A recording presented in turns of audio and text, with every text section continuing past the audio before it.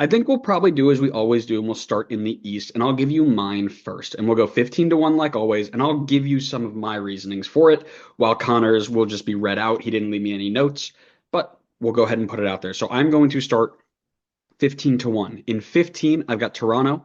In 14, I've got DC. In 13, I've got New England. In 12, I have Philadelphia. In 11th, I got New York City. In 10th, I have Montreal. In ninth, I have Nashville.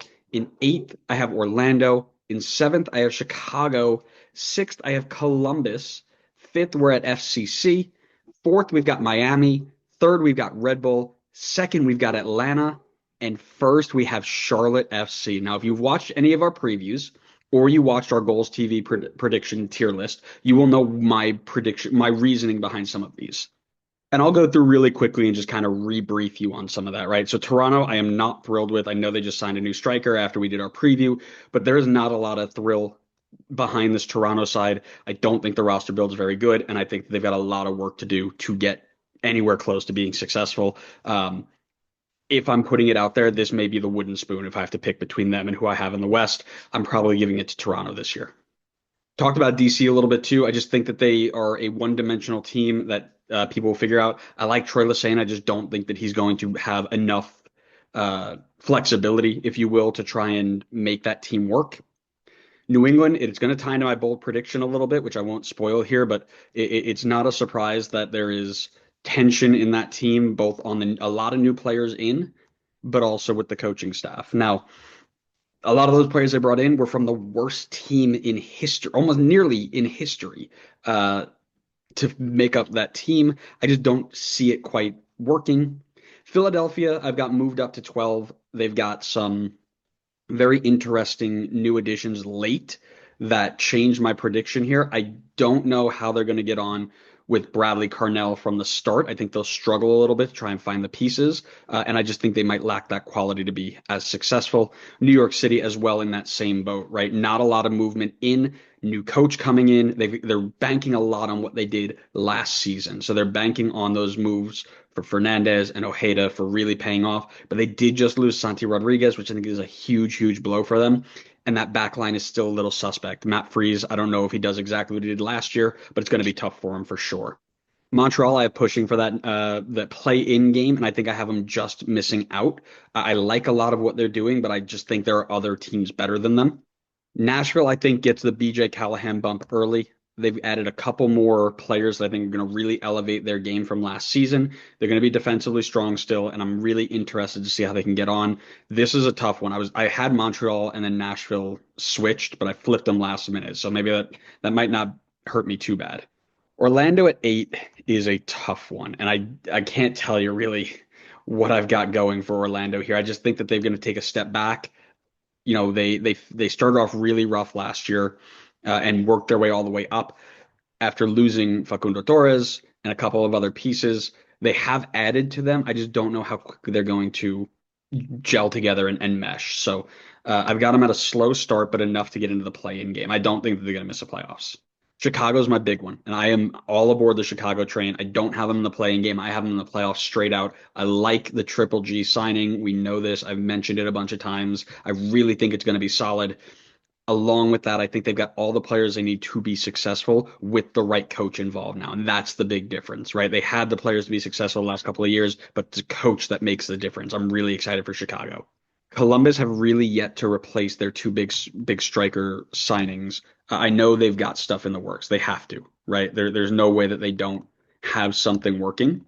But as of right now, there's one striker on the roster, and that's Jason Russell Rowe. You can play Diego Rossi there as another 9, but it just feels like they've thinned out a ton after their really good 2-year run. I don't doubt Nancy Ball though, so I will get them into the playoffs. But it does feel like a really thin roster. But it might be one of those things where they get somebody late, and then it ends up being enough to push them into the playoffs. FCC's addition of Evander put them into 5 for me. They were originally down in like the play-in game, but bringing in Evander and replacing almost like for like Lucho Costa keeps his team in that like 3, 4, 5 range for me.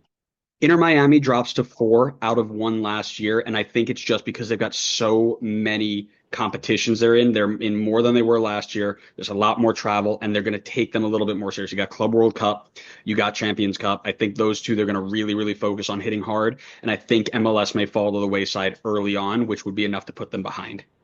Red Bull at three is not a homer pick. I mean, some people might think that, but Red Bull at three to me is not a homer pick. I think they've got enough quality in their team at all different areas to be successful all the way through the year. You got to remember, they were a fourth seeded team for a long time before Emil Forsberg got hurt. So if they can stay healthy, they're going to be solid. Carlos Coronel is a great goalkeeper. He stepped it up last year. That center back feels a lot stronger than it did last year in terms of depth. I feel like I can trust a lot more players in that center back role. The left back and the right back both are really, really solid for us. So getting them up into wing back positions are going to be really, really exciting, especially playing that three back role. I think the center mid is probably the only place which is a little bit questionable, but I can still see them being solid and maybe adding a piece or two before in the summer window. And I don't know why, but I'm really backing the signing of Choupo-Moting. I don't know why, but I just feel like this is going to work out for us in ways that things just haven't worked out for us before. So that, unfortunately, and I know this is where we wish Connor was here because now I've got Atlanta ahead of them in number two. I like the way that they've built that roster. I love the big signing additions, and it feels like they're going to be a team a lot like LA was last year, where their back line may not be the strongest. There are not a bunch of people on the back line. You're like, okay, these are top three center backs in the league. And Brad Guzan at 40 years old, what can he really do? But what it feels like is that they're going to dominate the ball. They're going to play strong in transition, and it is going to be a team that is going to be really, really dangerous in the attack to the point where they don't have to worry about stuff like that. And finally, that leaves my big, big pick. I've got Charlotte winning the Eastern Conference.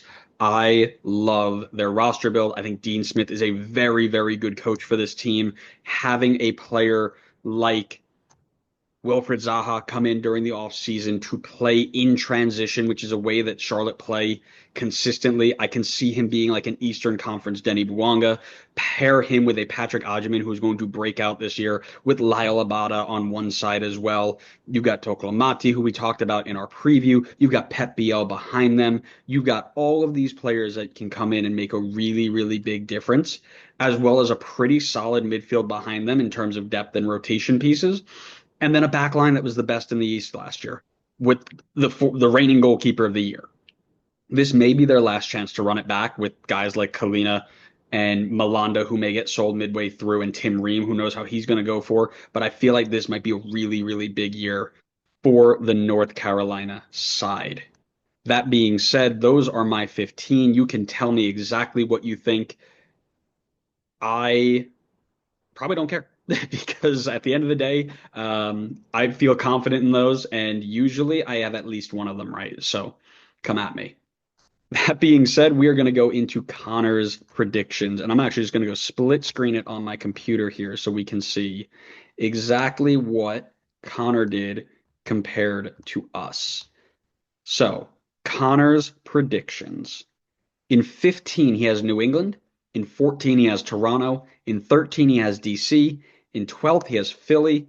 In 11th, he has NYC. In 10th, he has Montreal. In 9th, he has Nashville. In 8th, he has Chicago. In 7th, he has Red Bull. 6th, he's got Orlando City. 5, he's got Atlanta. FCC's in 4. Columbus is in 3. Charlotte's in 2. And Inter Miami is in 1. So he's back in the Messi train again, which, at your own peril, but I don't think it's a terrible shout. I think that it's probably not, it's probably a safe bet, right? He also is riding the Charlotte train. He's riding a little bit of the Atlanta train, but I think it's the bottom that's very similar for us. We've got DC, New England, and Toronto finishing in the bottom 3. Philly, New York City, Montreal, and Nashville filling in the 12, 11, 10, 9 spots. He's got Chicago in 8. I've got Chicago in 7, so very close. Red Bull he's split on, but he's always under hyping New York Red Bull. Orlando 6 and 8 is close enough. Atlanta 5 and 2. He never hypes up Atlanta because it's his own team. FCC 4 and 5. Columbus 3 and 6. And that's pretty much it. So it's very, very similar to mine, which is good because it means he has a better chance of getting more correct.